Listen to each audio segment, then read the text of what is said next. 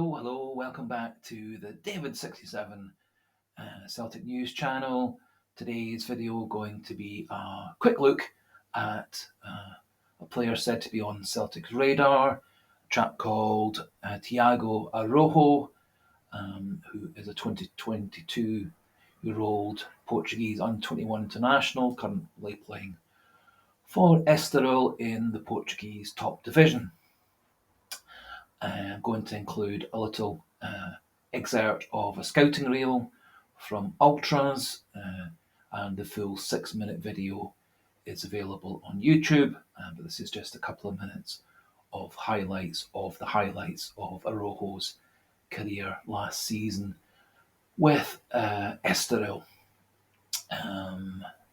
He usually playing in yellow in these clips with number 78, and so we'll have a quick chat regarding him and his possibility at Celtic after the highlights reel that follows.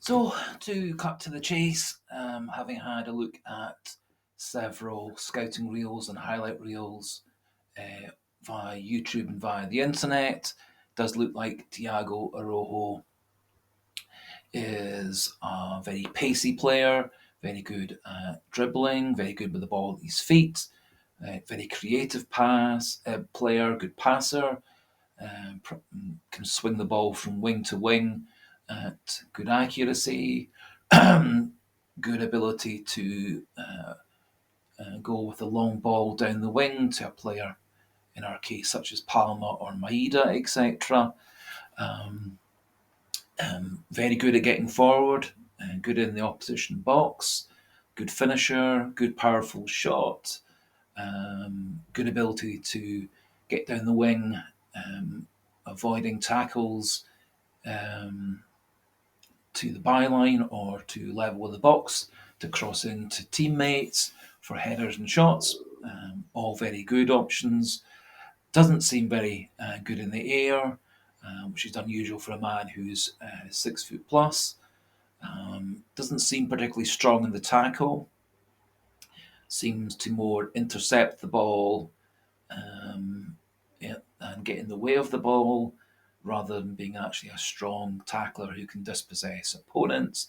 Seems quite weak when being challenged by opposition players, quite easy to get knocked off the ball.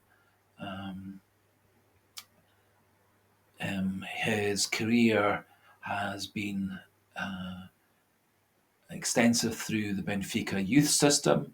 He does actually have 8 UEFA Youth League appearances for Benfica under 19s. So that's the corresponding level which our under 19 our B team has been doing in the last few years. He has had only one game for Benfica, then was transferred on a free transfer to Estoril. Estoril currently 14th in the 18-team Portuguese top division. He has played a season and a half at Estoril with 46 games, 3 goals and 4 assists in that time, and 9 yellow cards. He had a prior spell on loan at Aruca, who are lying 18th out of 18 in the Portuguese top division. And so, to sum up his experience at the highest level, he's played some UEFA Youth Leagues games, 8 in total, but then, as have many of our good under 19 players, such as Mackenzie Carse, Ben Quinn, Rocovata, Mitchell Frame, who was on the bench for the Lazio game. He's also had under 19 UEFA experience this year. He's had 2 Portuguese under 21 international appearances, far fewer than Lagabielka, Holm, Bernardo, far fewer international experience than Yang, O, and many, many others. He has had a season and a half on a free transfer, which for me isn't that encouraging. Surely, if he was that good, Benfica would have got money for him. He's gone to play for a team fighting off relegation in the Portuguese league, and that's the position that he is currently at Estoril, 14th out of 18, and previous season had half a season or so at loan with a team who are now in the relegation spot in the Portuguese league. Doesn't seem to me like the ready-made quality starter that Celtic are said to be going for. I think, however, that Tiago Araujo would be a probable slight upgrade on Greg Taylor. But I do think we actually need a left back who can defend. We need a left back more in the mould of Alistair Johnson, who is primarily a defender, who can get forward, who can be useful for passing and crossing, can be useful in the other team's box. But I think we need a left back who can be a left back and defend, primarily in Europe, where coming down the right, our left side, their right side, has been quite a weakness, with teams exploiting Greg Taylor at left back and Liam Scales at left sided centre back. I do wonder whether Rodgers should look in the new year to use Scales at left back, with Novrocky coming in to partner Carter Vickers. That might be a better long-term solution, in that Scales has proven he is actually very capable of defending.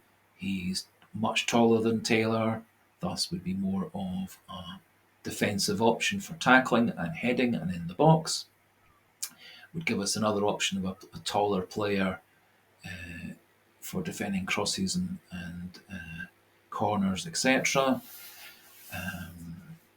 I see Araujo actually much more of a left wing back or even a left-sided attacking midfielder. I think he actually could be a very good player for Celtic. I'm just not convinced that he is the quality starter we need to challenge in Europe. But I do have my serious doubts that we're actually going to be able to get a top quality 25 to 28 Champions League ready player to come to Celtic, to come to Scotland. No matter how much the board gives Brendan Rodgers, no matter how much the board gives over for transfer fees, no matter how much the board gives over for signing bonuses, etc., I don't see the reality of Scotland or Celtic being able to attract Champions League ready, experienced internationals who can come in on day one and be a starter and be a star. I think a lot of Celtic fans and Celtic YouTube sites and internet sites are a bit deluded personally. It might be a bit controversial, but I think it's realistic based on 51 years of supporting football, and particularly the last 10 years or so, seeing Celtic's budget and the Scottish League's prestige going down the plug hole. Scotland's 5-year deal for TV football, 30 million. You think about £1 billion per season for the English Premier League, 900,000, 900,000 million. So what was 0.9 billion for the TV contracts in Spain and Italy? Even the contract for Holland 4 to 5 times bigger than Scotland's contract. It's all well and good us having our dreams that Scotland as a country, in terms of the prestige of our league, is now down to tier 3.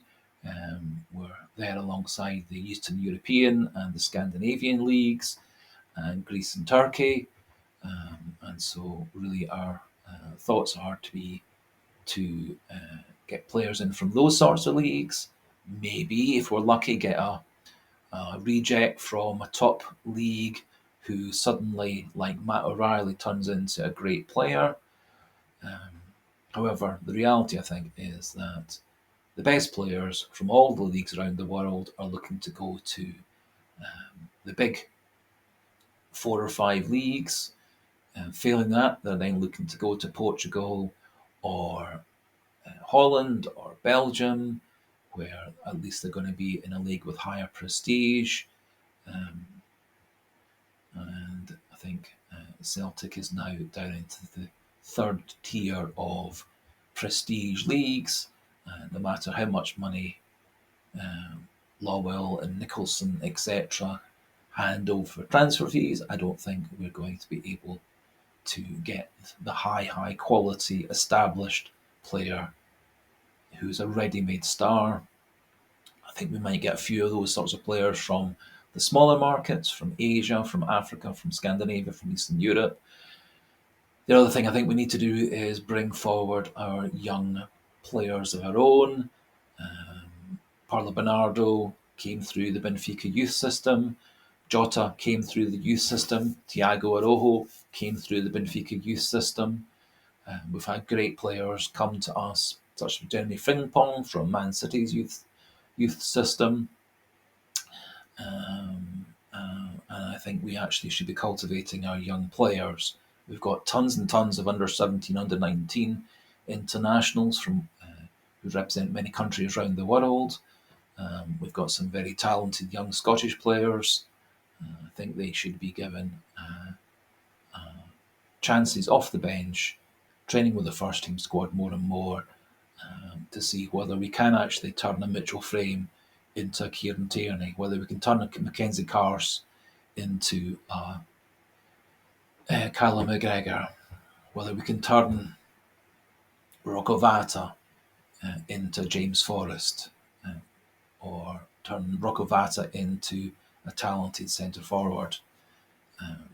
All these players have tons of potential. They've all proven themselves at under 17, under 19, under 21 levels internationally, and our B team has credited itself well in the UEFA Youth Leagues, including just a couple of days ago beating Lazio's under 19s 2-0 away from home, with a team largely made up of Scottish players and Scottish eligible players and all Scottish trained players, which of course would have helped us with UEFA quotas for squads.